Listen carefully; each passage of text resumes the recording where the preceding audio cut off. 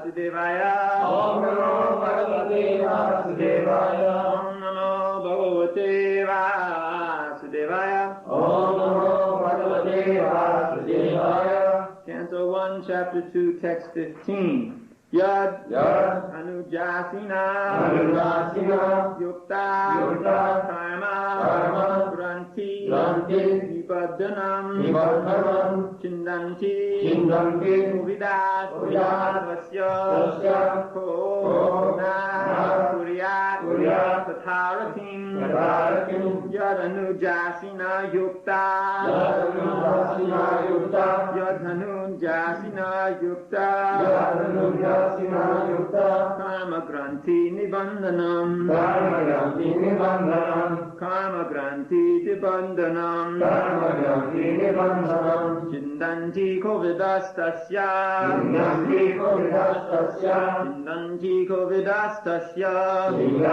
Kovidastasya Kona Kuryat Kataratim Kona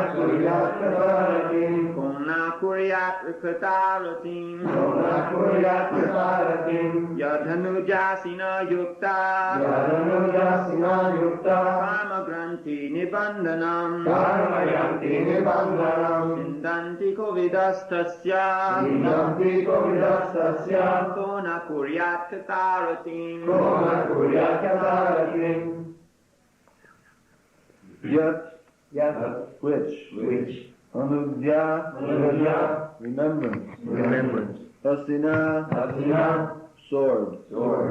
Yukta, being equipped with. Persons. Being equipped with persons. No, there's no persons in this one. Really? Here, read this one.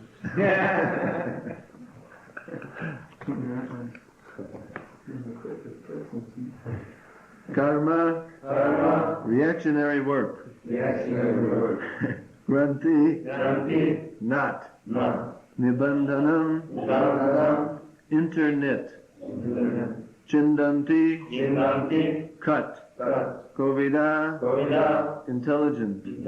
Tasya, his. Ka, who. Na, not. Kuryat, shall do. Kata, messages. Ratim, attention. Translation. With sword in hand, intelligent men cut through the binding knots of reactionary work, karma, by remembering the personality of Godhead. Therefore, who will not pay attention to his message? Purport by Srila Prabhupada. The contact of the spiritual spark with material elements creates a knot which must be cut if one wants to be liberated from the actions and reactions of fruitive work. Liberation means freedom from the cycle of reactionary work. This liberation automatically follows for one who constantly remembers the transcendental pastimes of the personality of Godhead.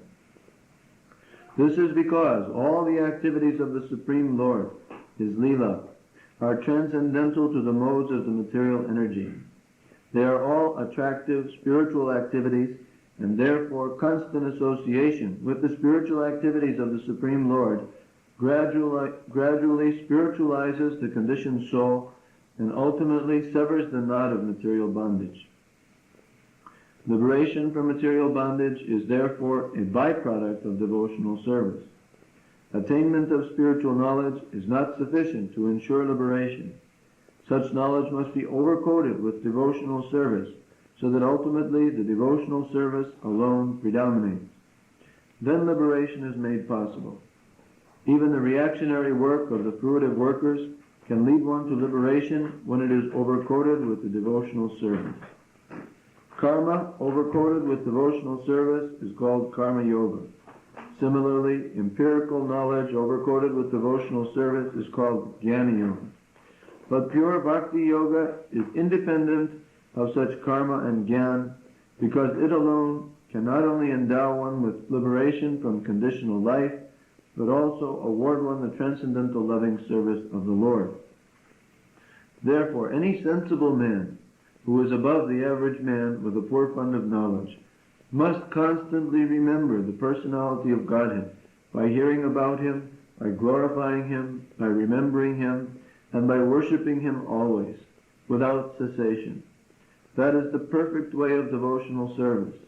The Goswamis of Vrindavan, who were authorized by Sri Chaitanya Mahaprabhu to preach the Bhakti cult, rigidly followed this rule and made immense literatures of transcendental science for our benefit. They have chalked out ways for all classes of men in terms of the different castes and orders of life in pursuance of the teachings of Srimad Bhagavatam and similar other authoritative scriptures. Yadanu yukta karma granthini bandhanam chindanti kovadastasya kona kuryat kataratim.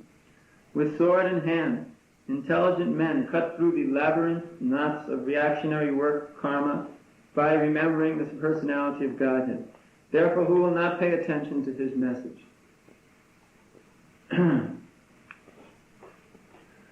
So, this sword,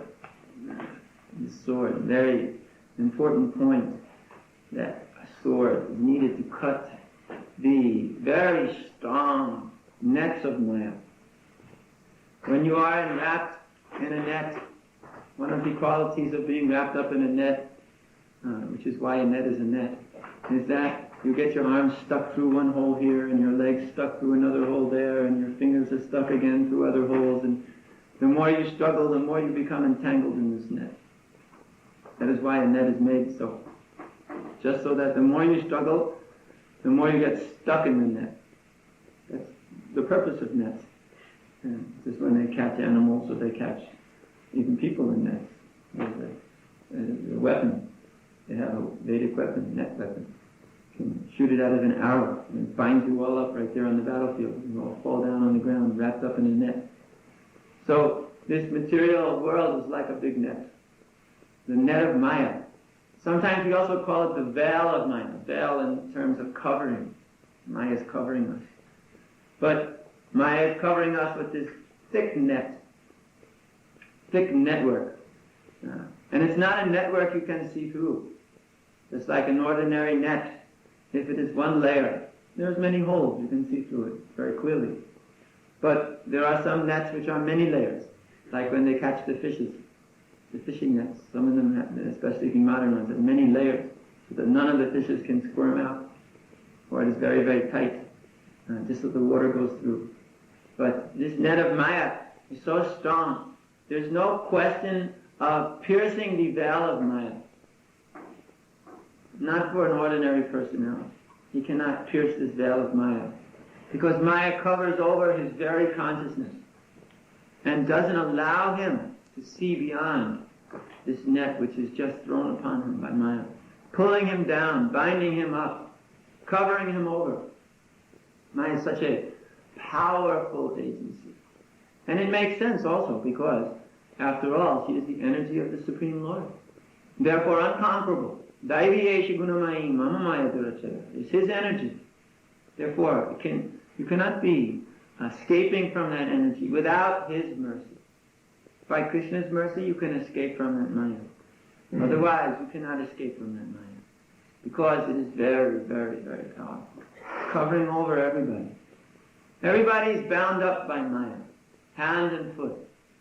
Therefore, to get out of Maya, one requires a very sharp sword, just like to cut the net. You have to cut the strands of the net, one after another, one after another. And what is this net actually made of? It's made of reactionary work, karma. Our works, they are full of reaction, everything we are doing, normally. Not what we are doing now. This devotional service has no reaction. But it's generally a person who performs work.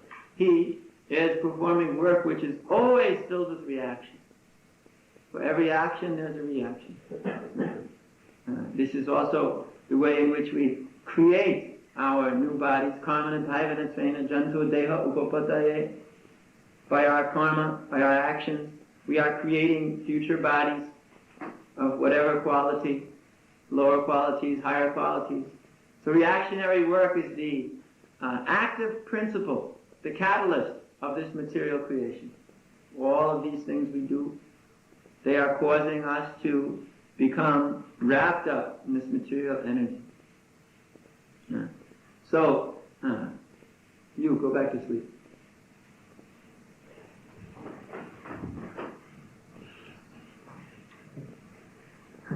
Take another one of those things I gave you, go back to sleep. Go make sure you get some hot water to take this. You need very hot water in a good cup, yeah? And then come back. Just tell him that you're doing this so he doesn't go try to get some more water. No. He went that way. Okay. Good.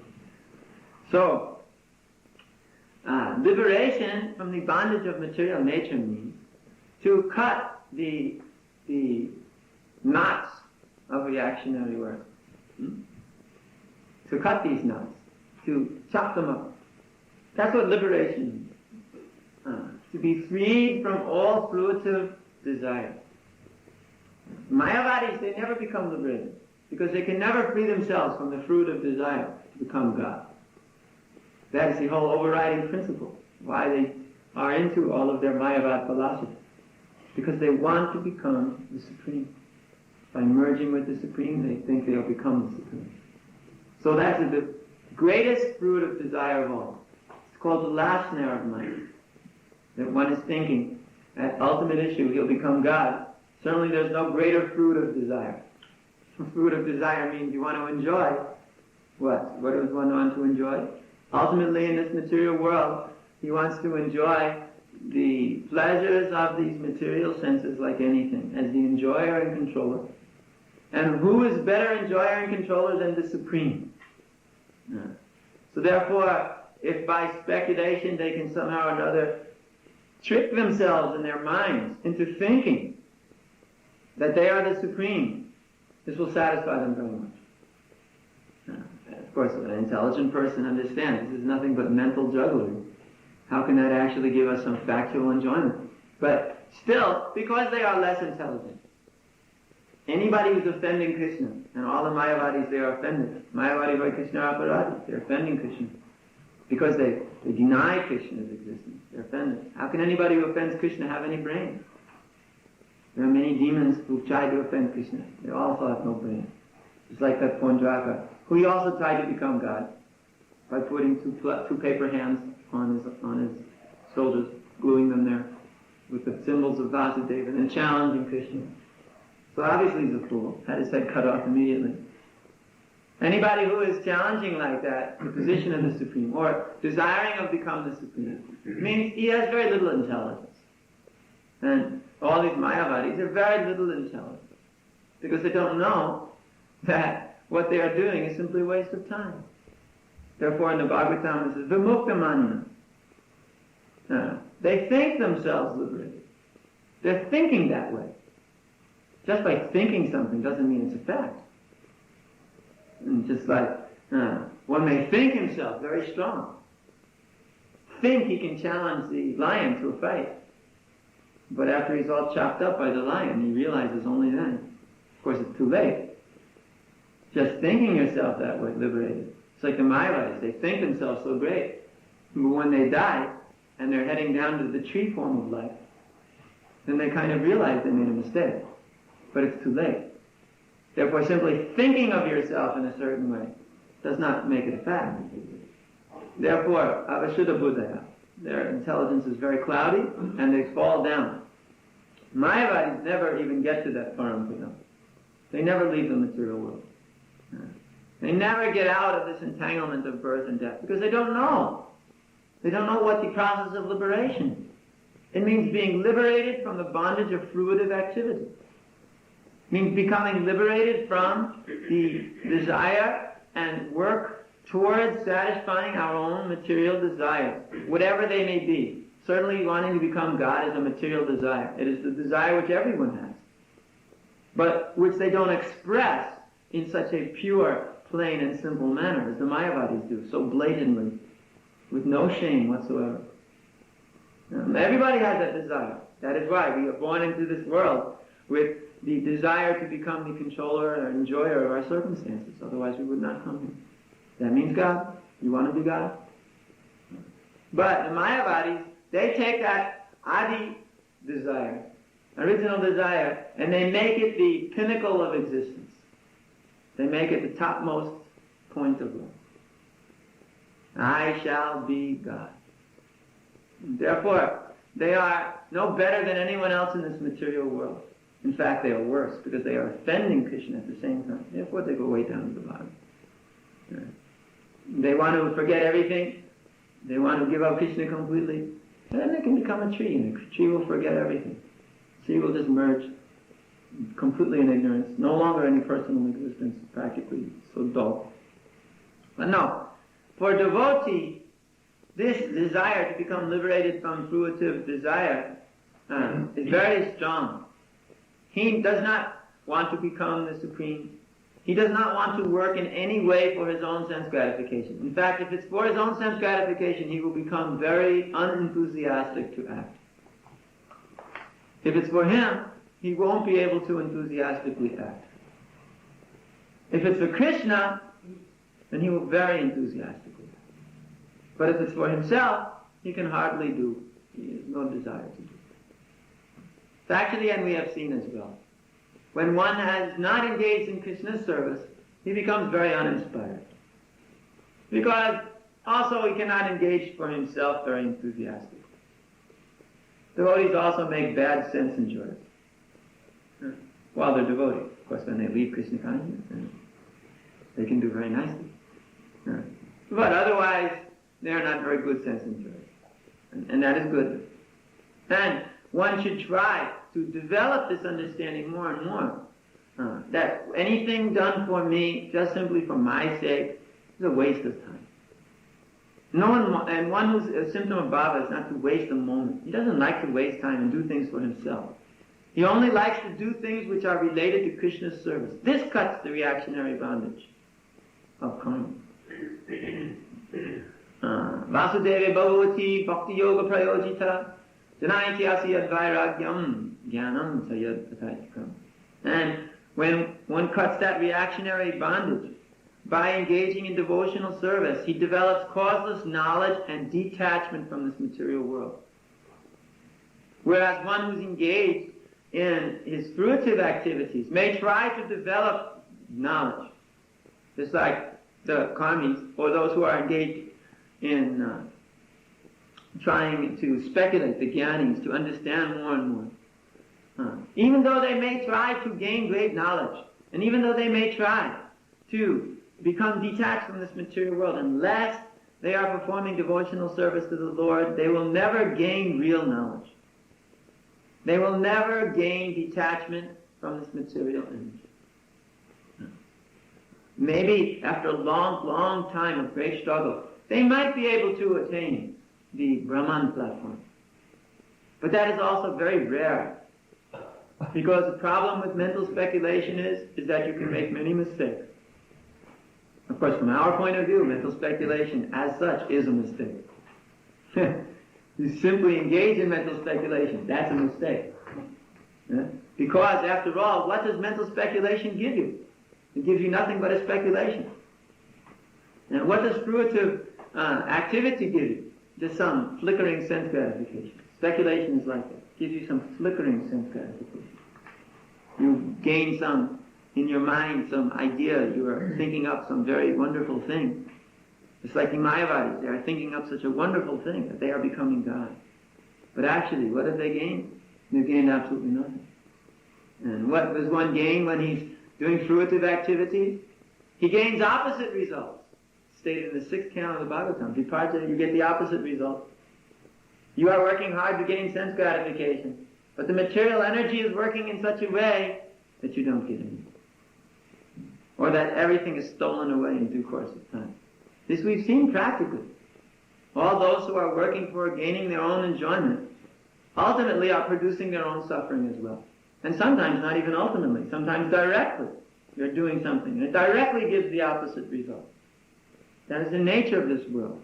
It is meant for not being under your control.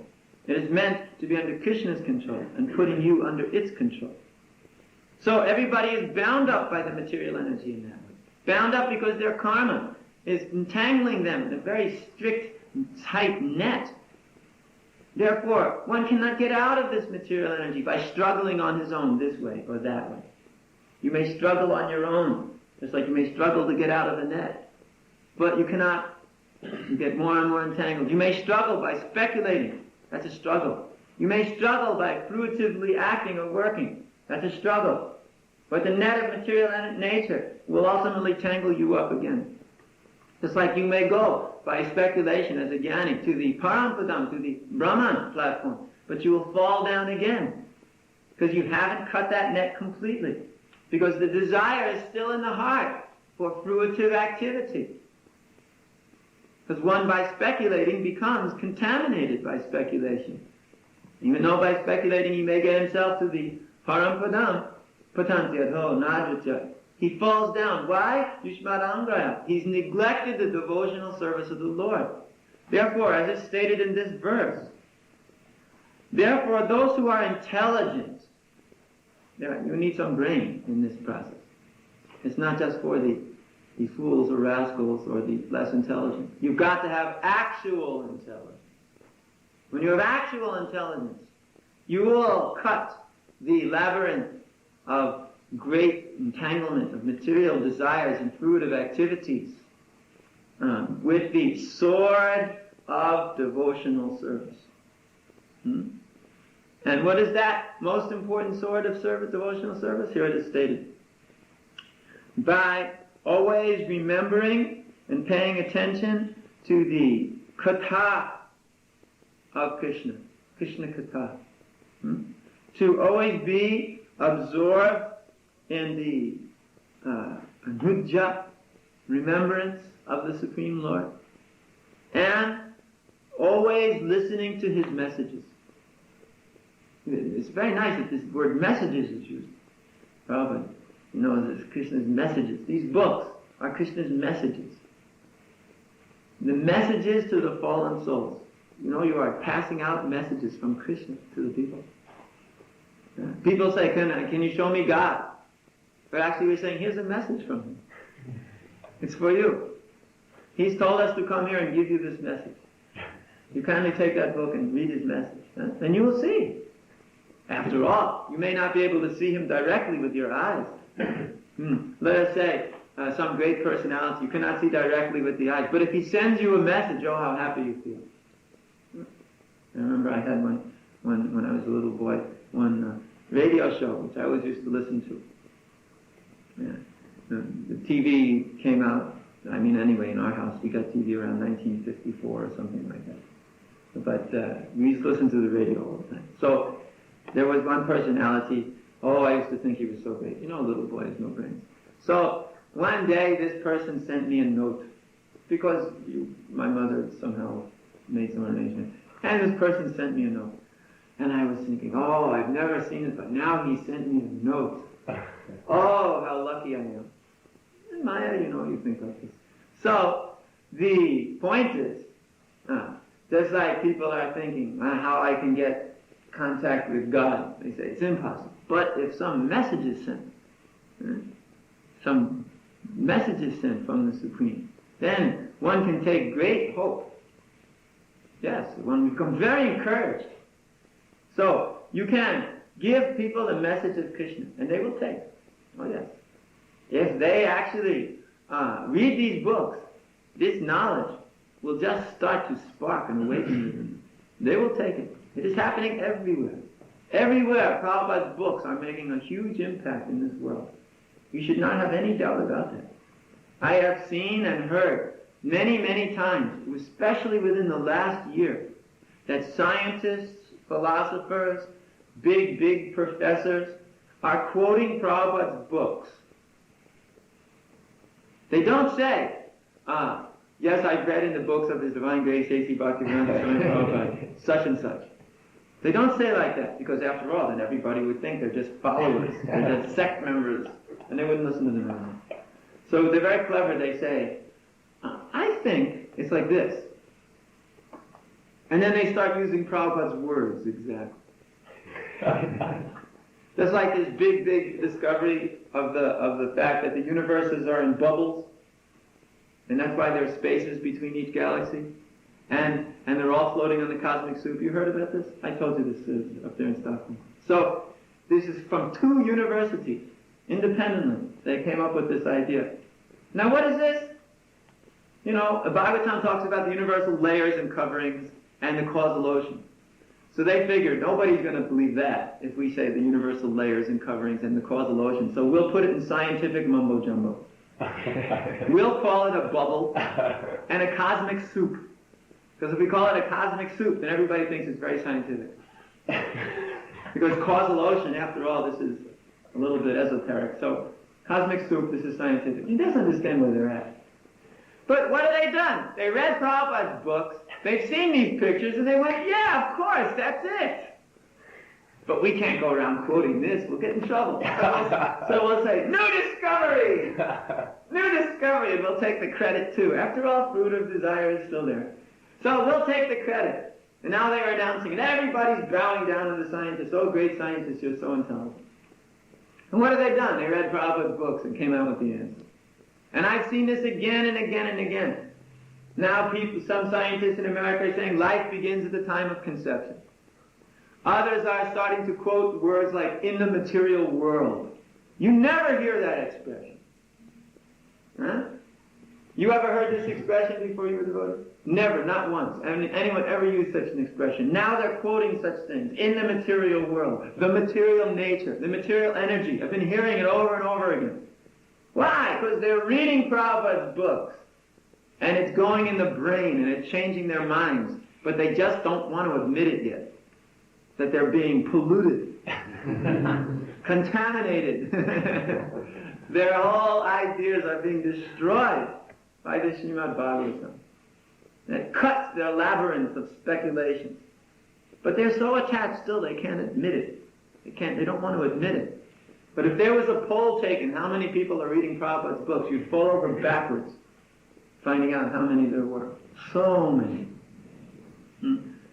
Just like, I tell you a little story, I mentioned it last night upstairs, but one of my disciples, Komariki Devi Dasi, you might have seen her at the Vyas Puja. She's one famous actress in Germany.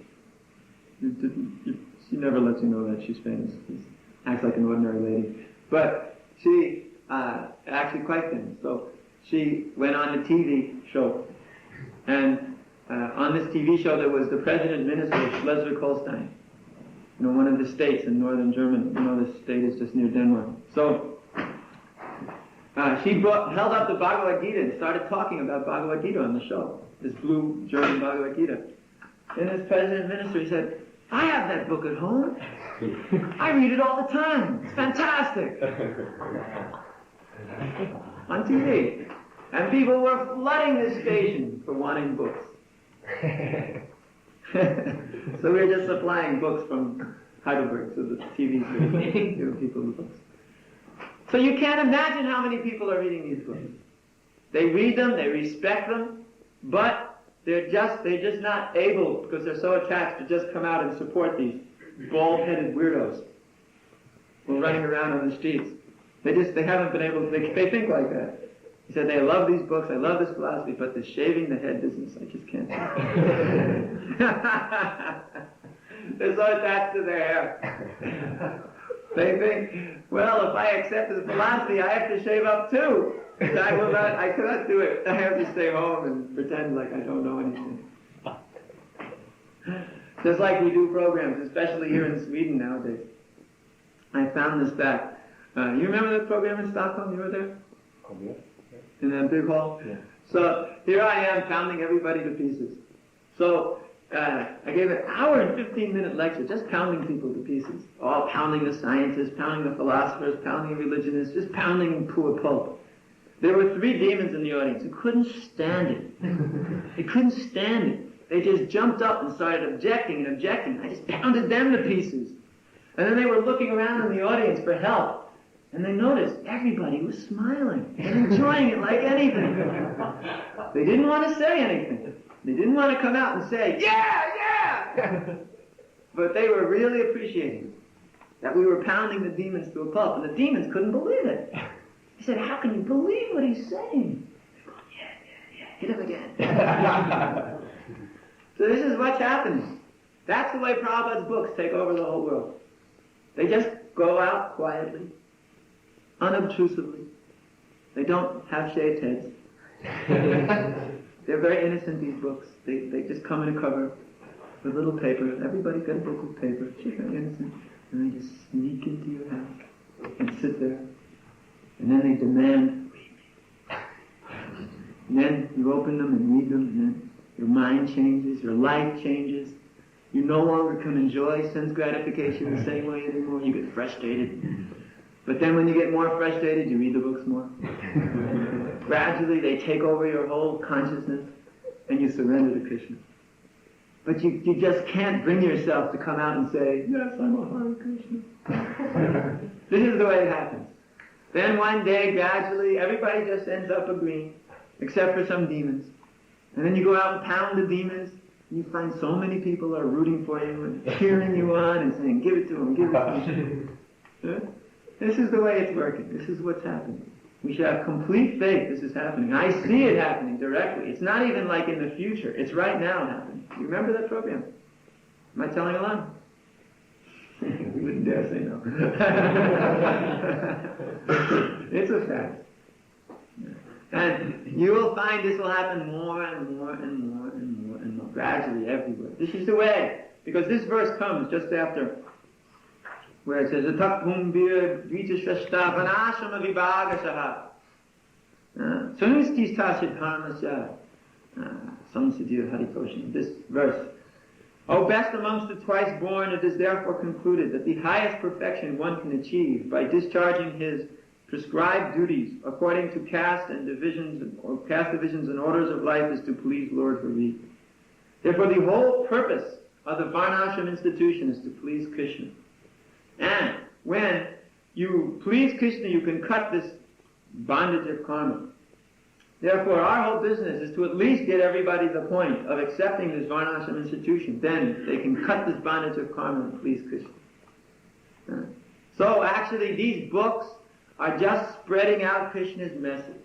And the more they do that, the more people become interested in Krishna consciousness, and the more they become interested in this Varnashram system because it's based on Krishna consciousness.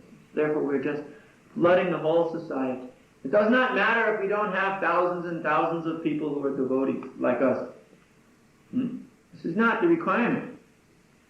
I remember Prabhupada in 1970 said, all right, we have enough devotees. Can you imagine, in 1970, there was approximately 400 devotees in the movement. He said, all right, there's enough devotees. We don't need to make any more devotees. Now let's concentrate on training up who we have and engaging in the preaching mission. And now there are so many more than 400 devotees. So the point is, we have to concentrate. The point is just to concentrate on our preaching mission by distributing his books. It does not matter that there are not millions of people who have joined us. The point is whoever is here, just go out and spread books everywhere like a blanket. Maya has covered everybody, so let us cover over Maya with these books. These books are so powerful that the blanket of Maya, which makes such darkness, these books make such light that they nullify the blanket of Maya. They nullify it completely. This is what the meaning of Srimad Bhagavatam is. It gives light to people in this age of Kali who have lost their vision due to the dense darkness of ignorance. So these books are nullifying that dense darkness of ignorance. And they are changing everything. Everything begins from these books, and everything will end or change completely on the basis of these books. Everything. From top to bottom of the society. It will all happen because of these books. Yes, that is a fact. I give you one example which you might find very interesting. There is in Guatemala. Guatemala is a little nothing country in the middle of South America, in the middle of Central America. They had a revolution there. And the revolution was run by the army men. And the army men, they wanted one man to be the president. He was retired. He didn't want to have anything to do with it. He told them, I don't want to have anything to do with this managing business. They said, you must come out of retirement and take over the government. You're the only one with any brains in this country who can do it. What they didn't know was in the meantime, he had gotten a book from some sect somewhere in California, religious sect. And he became converted. So when he took over the country as the president, he started converting everybody to this Christianity business. His form of it is very special. It's completely a concoction. But anyway, this special form of it. And they dismantled the whole army and sent them out to distribute food to everybody. And books to everybody. The army just distributed books and food to everybody. The rebels, they gave up because nobody would support them anymore. All the opposition is melting away because all the people are completely in love with this fellow. He goes on TV every night and tells them to surrender to God. So you can just see the power of books. And this is not even a Prabhupada book. It's just an ordinary Christian book. And now this man has taken over the whole country. And nobody can object because everybody likes it. And you can just imagine, if one of Prabhupada's books gets to the right spot, what's going to happen? You can just imagine. This whole Christian empire started when one person, Constantine, became a Christian. Formerly they were throwing all of them to the lions and chewing them up in public, spitting out the bones. And one person, this Constantine, became a Christian. And the whole world, the whole European world became Christian because of that one man. So, that is actually our mission. Just pass out the books. Pass out the books. You don't know who's going to get them. Don't worry about where they go. Don't discriminate this person, that person. It doesn't matter. Just get them out because they move. These books, like we said last night, they have wings. They don't stay put sometimes. If they're not in the right spot and they're meant to go somewhere else, they get up and fly out the door somehow and then go to somebody else who needs them and he becomes Krishna conscious. How many devotees became devotees? Not because they bought a book, but because one of their friends bought a book and gave it to them. Or they took it from their house. So many devotees became devotees. Not because they bought it, but because they got one somehow or another. So our point is to just get them out. Give them to anyone. Doesn't matter. Don't even think, oh, this person will never read it. Because this person may never read it, but somebody else will read it. These books are always read by somebody. I don't think 50 years from now you'll find a single book that hasn't been read. They'll all be read. Just pass them out like anything. Give them out like anything. And this is the best way to completely change everything. Completely change the whole society. It'll even make the weather better. Maybe not immediately, it'll take some time. But everything will gradually change just by this book distribution. Just by this book distribution. You just pass them out. That's all. Just pass them out. Don't think too much about it. Just pass them out. Don't consider the mind or the other ideas or other things. Just pass them out. Just give them out. Just let them fly out of your hands. Don't be a miser. Isn't it? You're going to be a miser? You're not going to hold on to them. They're not your books, you know. You started thinking they were yours, didn't you? Now you have to keep them in your book bag, didn't you? No. They're not yours. They belong to those people out there. So you have to just keep giving them to everybody. Just keep giving them to everybody. Yeah? Just keep giving this mercy to everybody. Planting little seeds in everyone's hearts. Little seeds of devotional service. Keep planting them, keep planting them, keep planting them. Just like the farmer. He doesn't get discouraged. He just keeps taking the seeds and throwing them out, throwing them out, throwing them out, throwing them out. Yeah? This is the way we're planting. We're just throwing seeds out, throwing seeds out, throwing seeds out. We know they're going to grow.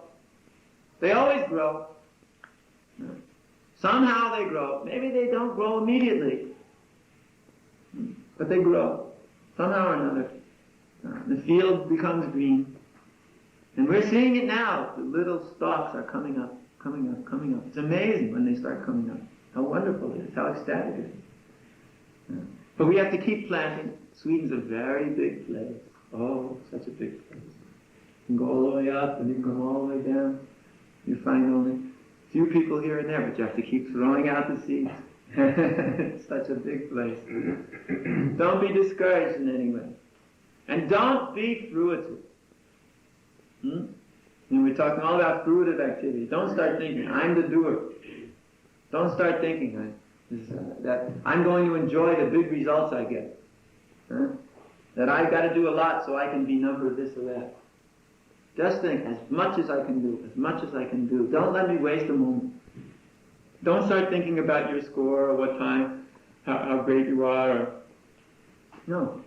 Become so absorbed in book distribution that at the end of the day, when you've done 200 books, you didn't even realize it. Don't keep count. Just keep passing them out, passing them out, passing them out. Don't stop. Don't think about what you're doing too much. Think about, of course, what you're doing in the sense that you're giving to every living entity. When you see that person, you should think, this spirit soul needs a book. And the super soul is telling them to take it. And work in cooperation with that person, with the super soul. Here, take this book. That's all you should be thinking of. And in between persons, chant Hare Krishna. Don't space out. Don't space out for a second. Chant, chant, chant. And when you see the next person, just go directly for the heart. That person will be shocked. Won't he? You've done that sometimes? You just bring that book directly to the heart. And all of a sudden, such power, such potency hits him right in the chest and just thrown backwards. Isn't it? It's a fact. Yeah? If you've got that consciousness, you just fix your mind in that way. You just hit him right in the chest. Not with the book, but with your potency. Yeah? And then the super soul hits him too from inside. You hit him from outside. The super soul hits him from inside and he's just stunned. He doesn't know what hit him. He can't imagine. Of course, he's so puffed up, he'll never understand it was you.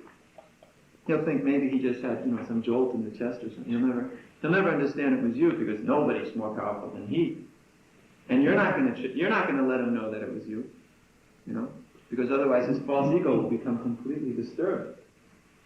You're just going to, after you've stopped him, then you're going to sweetly distribute him a book. Why? Because you want him to have it. It's like, what do men do when they want sex out of women? Oh, they become so sweet. Oh, they become so accommodating, give so many nice things. Yeah? Just to get some sex life, isn't it? So, if people can do that for some mundane, gross, animalistic activity, you can also become so accommodating with a person. Just dealing with them just right, just to sell them a book, if you want. If you wanted to sell them a book as much as you wanted sense gratification, can you imagine how many books you would sell? Stacks of books. We'd have to have trucks going out all the time. Just giving the Sankirtan parties books. Isn't it a fact? Huh? So you better get a lot of books out. I'm on his case, because he can do 10 times more, isn't he? This rascal, this nonsense, goes out and does 50 books, and then dares to show up here. Huh? Talmud Misha, the old star, you've become an old fuddy-duddy. What's wrong with you? Wake up. You must double from this day on, immediately, and never go below that. If you don't do 100 books, you're just an embarrassment. You're a scandal, isn't it? Huh? What are you going to do today? Look, you can't even say it. Look at that. How many books are you going to do today?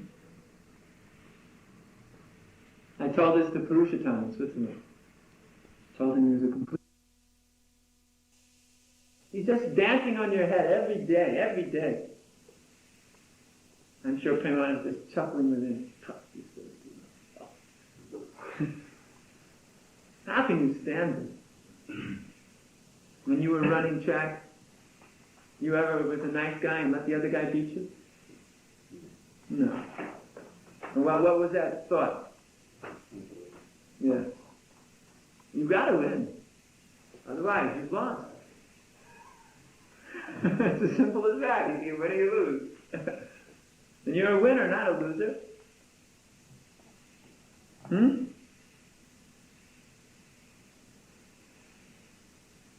Thinking you're going to escape, isn't it? No!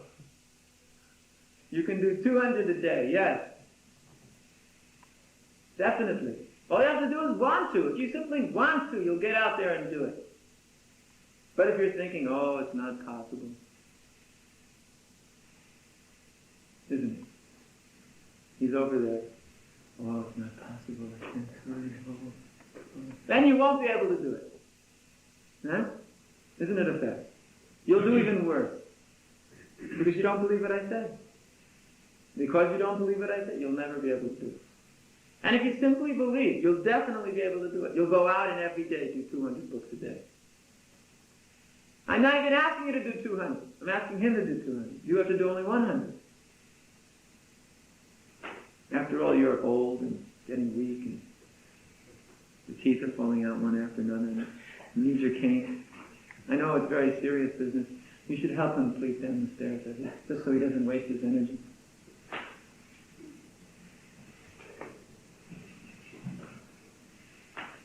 Grandpa.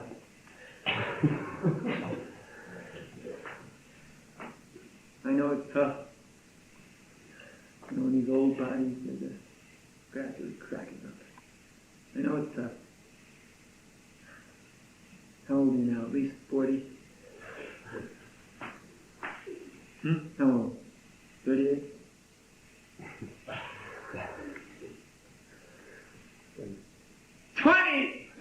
What a scandal. Not even yet at the prime of life. They consider 27 as the beginning of the prime. And look at you, you've already given up. He's already given up. He's 26 years old and he's given up already. Unbelievable.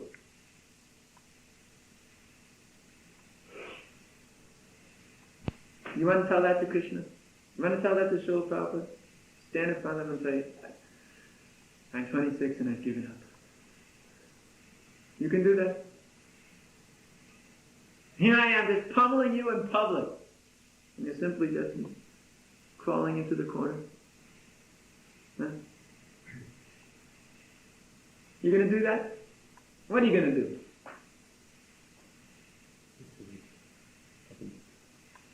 How many are you going to do every day? Minimum.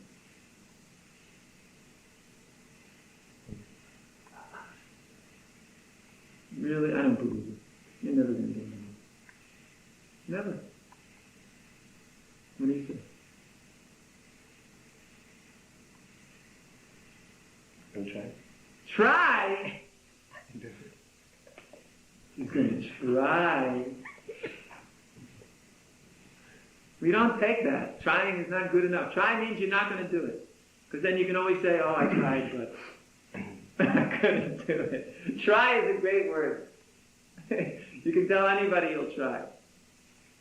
And then you never do. Because you always say, well, I tried. And that's a good excuse, isn't it? You hide behind your try word. This word try, you can hide. No. Now what are you going to do? Nothing to do. I say it's not possible. What do you say to that?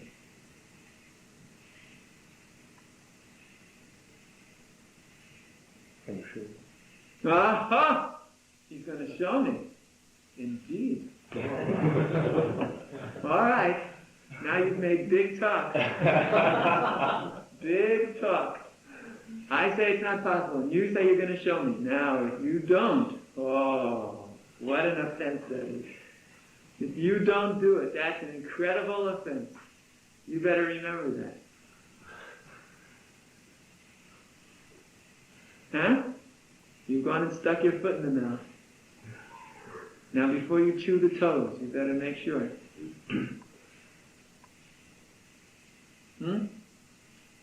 And?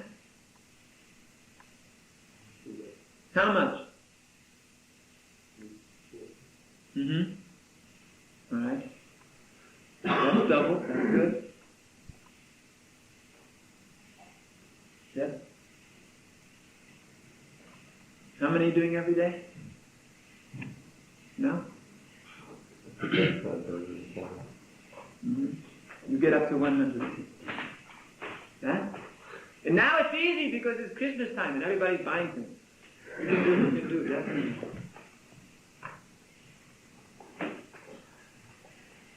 You better get up to 100 too. You cannot let them beat you. And they'll say, just get the book devotee after all. What is that? You have to keep up the honor of the temple. Huh? Huh?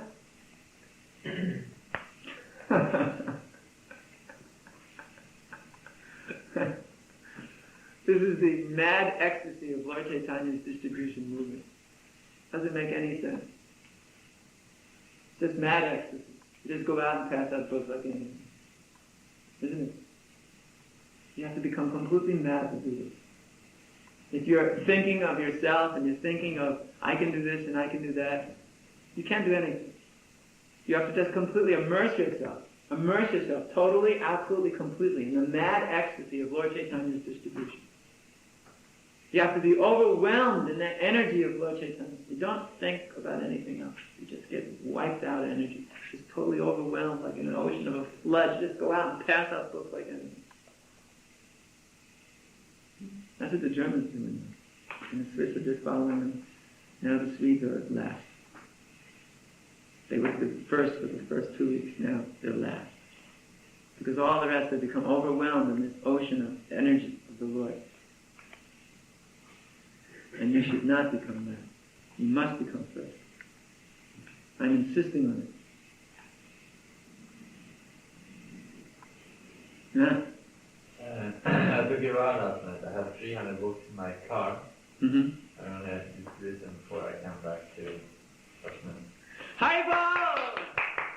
Plus all the candles. Haribol! Chivakam. A mighty warrior.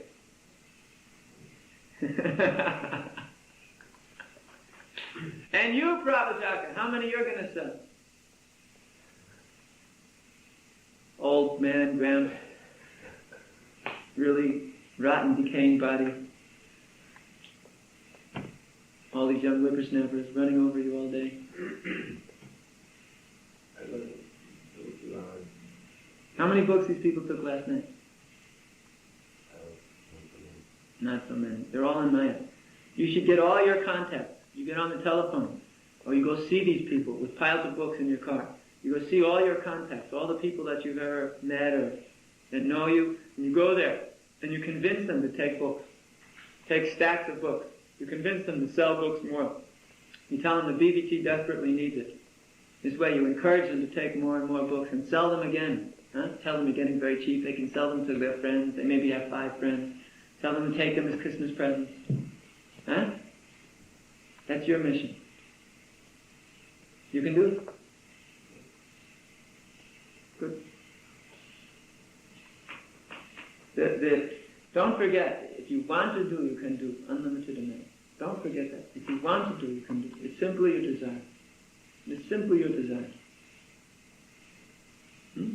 Just depend on Krishna. Just depend on Krishna. This is the supreme opportunity to surrender. Just depend on Krishna. That's all. This is forcing you to surrender, forcing you to give up all your material desires. But isn't that the most wonderful thing? Isn't that why you're in this movement? We're in this movement to give up our material desires. We're in this movement to surrender to Krishna. We're in this movement to become a pure devotee of the Lord. And now we've got this most wonderful opportunity to do that. To surrender to the Lord. Give up all these other desires and simply surrender. Simply just go on. Simply take shelter of the lotus feet of the Lord. There's no better way to do it than this book distribution. And this is the perfect opportunity. You'll make mountains of advancement. In just 2-3 weeks, you can make mountains of advancement. And don't forget it. Don't forget it. Just go out and push. Yourself. Don't push the people. They're not going to respond. Push yourself. Then they'll respond to your dedication. They'll respond to your purity.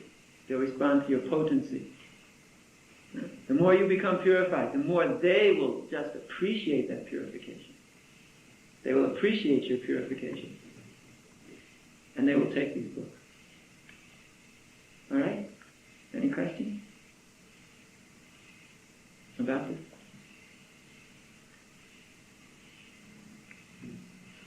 How is that it's so difficult to actually decide to distribute books? Because the intelligence is all bewildered.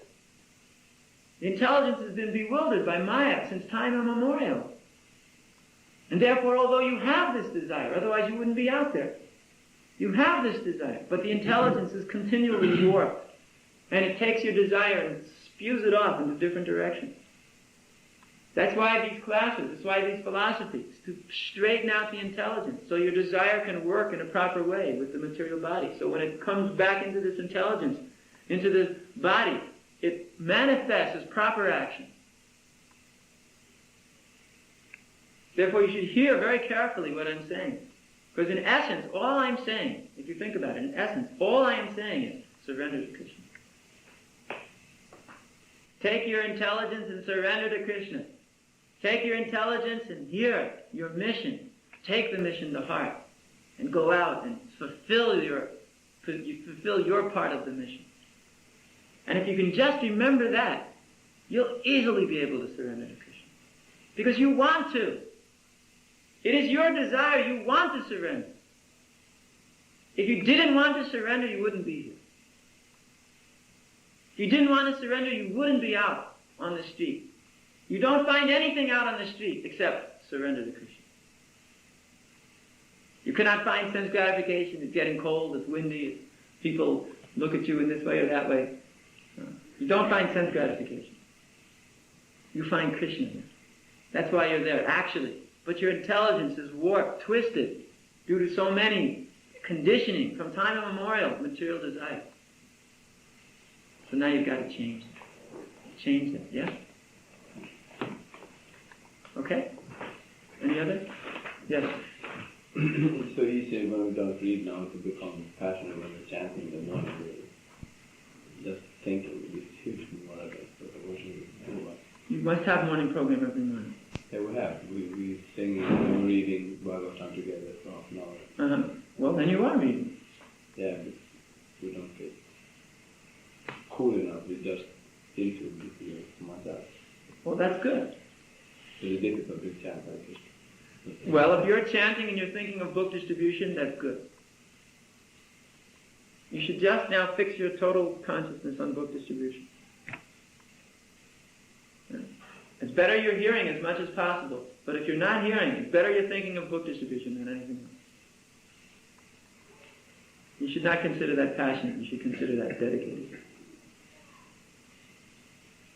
And don't start thinking how dedicated you are. Then everything's going to go to hell.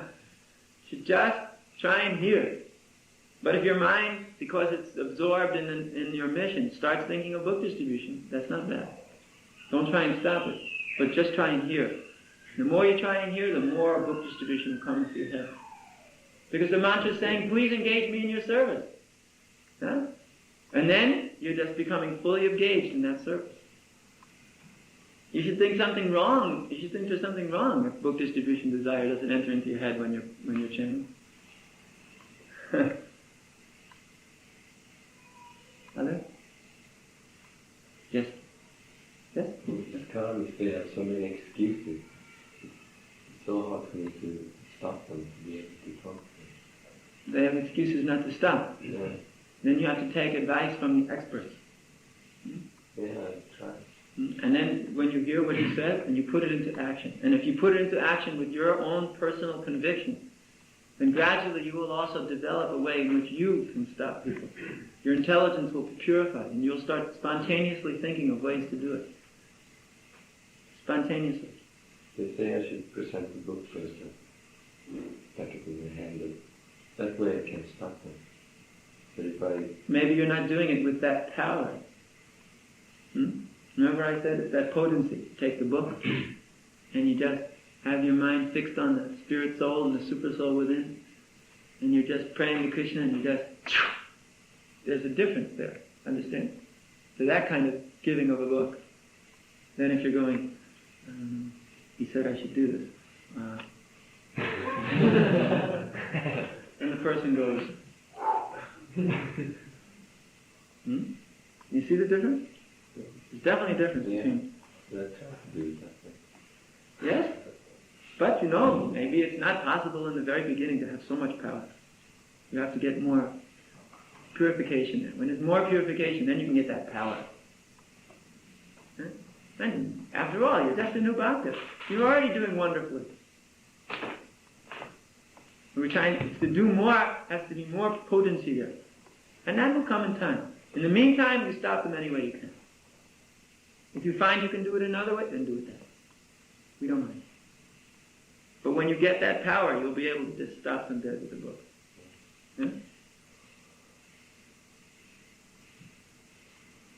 Yeah? moods are very heavy now because of bad weather and like that. And I was outside a very passionate place yesterday. Mhm. And it was more or less impossible to stop and just I was trying. And we were very bold.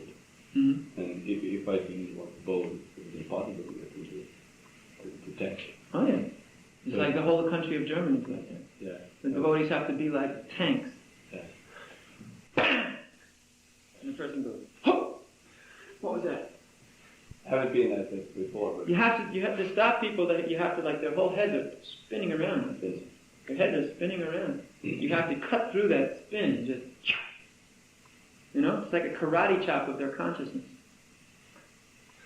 It's the only thing that stops them. It's a karate chop to the consciousness. When you're out in the villages, it's different. If you did that to a person in the village, you'd crack his skull. But because out here, people got skulls of rocks, especially in Goteborg. I mean, really. They're tough here. It's a very special place, I've noticed. So you got to, you're from Goteborg, right? You know it, right? So you got to give a karate chop to the consciousness. You got to come up and, cha! Then they'll just, whoop, what was that? the son becomes angry afterward. Angry because Yeah, but if they become angry and just walk away, what can you do? At least they noticed you were there. Otherwise, if you went, they wouldn't become angry, but they wouldn't stop either. So some will stop. So you have to take the risk. Book distribution means sometimes somebody's going to not like you. Sometimes somebody's going to be angry at you. But if you're attached to being such a wonderful person that everybody should love you, well, then you're never going to get anywhere. If when you're preaching, you want the whole audience to appreciate you, that means you have to preach in such a wishy-washy, watered-down way that you're not going to say anything. You have to expect there are going to be people who absolutely hate what you're saying, people who hate what you're doing, because there are demons in this world. You can't expect everybody to love you. It's not our business to be loved by everyone. Huh? Our business is to do our work without attachment. That is our business. And we just do it. If somebody likes it, oh, that's nice. If they don't like it, what can we do? Next person. But you're also moving out of this area, right? Yeah, so then it won't be so, you won't need to use it. This and that. So the towns outside we usually do yesterday. I was standing out the bottle shops. Beglan was telling me there's no Christmas spirit in Sweden this year. Completely gone. Yeah, outside. Yeah. They have become total impious people. So now you have to just instill the spirit of Christmas Marathon in them. We're not interested in instilling the spirit of Christmas. We're interested in instilling the spirit of Christmas Marathon.